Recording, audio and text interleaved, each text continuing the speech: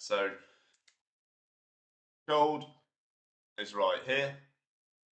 Okay, gold's really interesting. As you'll know if you followed me, I called it long there. As you'll also know if you followed me, I called it short at all these points. There were people who were saying, you know what, I'm going to buy this all up. Even though the price has already rallied by $100, I'm going $150, $60, $70. Okay, all of these pushes up, I'm going to keep going and going. And then when we get right up here, I'm going to buy. And I'm going to buy here. And I'm going to buy there because this is never going to stop going up. There's war. And, you know, even in a greedy sense, I'm taking advantage of it. But then what happens? Slowly but surely, it comes down. And those people who bought up here suddenly say, wow, this doesn't look good. And then it goes down further and they say, wow, this really doesn't look good. And then it goes more. And we're getting towards our 200 MA. And suddenly all the stop losses of these high buyers have been taken out. And everyone who sold is in profit, like the people with all the money making all the money. Why do they sell at these points? Well, they sell because price is high, okay? Price is high and you sell. That's all there is to it, okay? It's nothing more than that. They understand that basic principle of making money. Conversely, price is low. What do? They buy, okay? And that's what they'll start to do now. So, like I said at the time, like I say every single time, you should never buy these highs. It is absolutely stupid, and you will always lose your money buying highs in the long run. There may be a time where you buy the highs and it goes slightly higher and you make a small amount of money. But in the long run, you'll get hit with moves down. You will always be on the end of the wrong side. Okay? People find that so difficult to understand, but it's really not hard. Okay? Markets will only ever have profit if you can buy something for less and you can sell it for more. So you cannot be buying for more and selling for less. Okay? Similarly, there will be people now at this point who start selling into this support, into these key MAs, and they'll lose their money. So well done if you weren't misguided, if you followed me, if you followed my incessant posts about shorting it, great. If you followed my incessant posts about getting long, of which I posted many, great, you should be well in profit. Hi, Rita, Cadbury member, come along to the stream, great to see you. As always, if you've got any questions, you have paid for your entry, so go and ask me privately.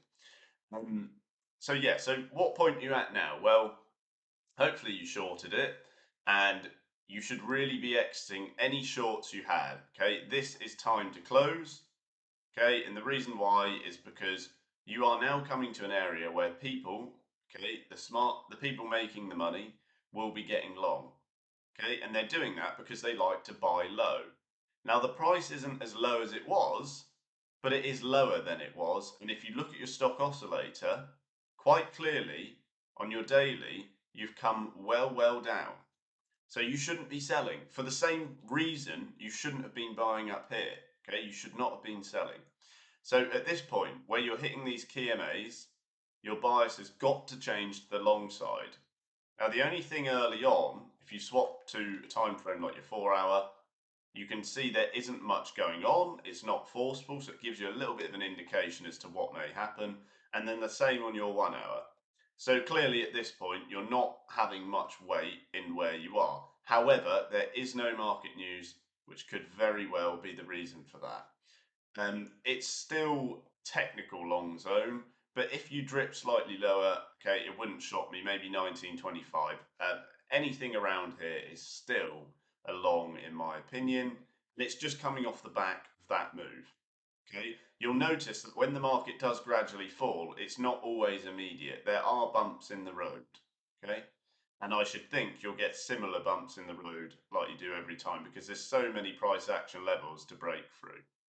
Um, Andrea, another member, great to see you. As always, ask any questions if you need to. You're in New Zealand, yeah, I can go over that. I'm just going to get these major ones out of the way, and then we will go ahead and do that. Like I said, though, gold initial price bounce not doing much. If you trickle down to 200 MA, that is really, really key as a tech zone. So that's where I prefer it long. But I mean, the main thing, regardless of what you're doing now, just understand that if you're coming to something like this, okay, something like that, or something like that, or something like that, you're coming to these areas where people have clearly, and it's not a debate, okay, people have sold here. Why are you buying these highs? Why would you buy into where you've just seen it 3 times the price fall from the same area? There's tons of people who do this. They send me messages. Should I be buying gold? Okay, I don't reply because they haven't bothered to take things seriously. I can't help everyone for free. But the point is, just from a basic perspective, if you're looking at what I've got on the screen now, and you're saying this time, the price came here, and you're now saying, right, this is a long. Why is it a long? What basis have you got for that you can actually prove? You might have said, okay, well, the Middle East tensions are causing people to ram their money into safe haven assets. That's true. They are, okay? But why should it be that that's going to continue just because you say so? Just because you think it's going to continue? Why is that the case? But then if you ask me why I would have it short, I would say, okay, well, let's forget the hypothesis. Let's forget the story as to why the price could keep going higher, why it might keep going higher. And then why don't you just look at what you can see? We know people are selling it here in 2020 August. We know people are selling it here in March 22. We know they're selling it again in May 23. So when you're coming to the same place they've sold various times, okay, and people have liquidated their longs, what is now the new? Why is that an irrational assumption on what's going to happen? An irrational assumption on what's going to happen would be something that you think is going to happen that doesn't end up happening. And again, this is the case. So that's why it's so important to throw out any thinking um, within your trading decisions that relies on irrationality or perhaps something that you're deciding is the factual truth. It's much better to go on what you can see. Okay, the analogy I always give is if you've had a horse run in a horse race, right? When it comes out and it runs for the first time with no record, the odds are normally high. Then it wins, the odds come down. Okay, then it wins again and the odds come lower. And the only reason why that's happening is because there's proof of concept, there's proof of results. The only reason why people invest in companies a lot of the time is because there's proof of concept, there's earnings, there's growth. Okay, all of this is factual. People like factual information because factual information gives you a factual, logical decision-making process. If you thought gold was going to go higher because you thought that Middle East tensions would increase and people would pour their money into safe haven assets, all of that is a thought-based assumption. It may well have happened like that. Luckily, it's not at the moment.